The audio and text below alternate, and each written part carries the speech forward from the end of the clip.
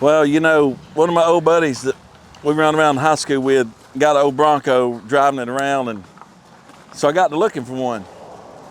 So one Monday morning or Sunday afternoon, Dee said, hey, they got a Bronco up there in town at the car lot. Being as busy as I am and all, you know, I took off work a little bit and run up there that Monday morning and got talking to this guy, and he'd already had like 25 people come by. So the guy told me he had completely rebuilt this. I got all the documentation where him and his daughter had rebuilt this Bronco.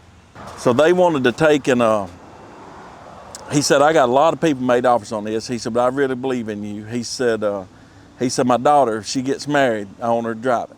I said, I absolutely have it cleaned up ready for her.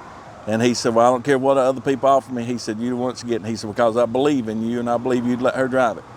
And she did get married 2 years later, but she wanted to drive a different car. So she didn't get the Bronco, but that was one of the trust things. Did she drive one of y'all's cars? No, never spoke to them people again, except I followed them on Facebook and I'd seen where she had got married. This Bronco. But I think that was one of the deals, that the reason I ended up with this thing compared to all the other people that was looking at it.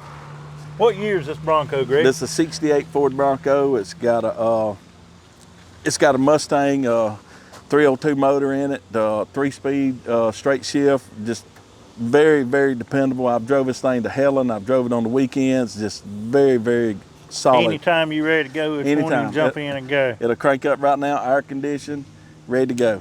This is the vehicle everybody's looking for nowadays.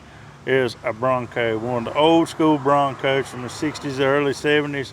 You can't hardly find them anywhere. This is probably the most popular collector car out there in the world today. You can drive all over looking for these, but you ain't gonna find another one like this till next Thursday, June 2nd.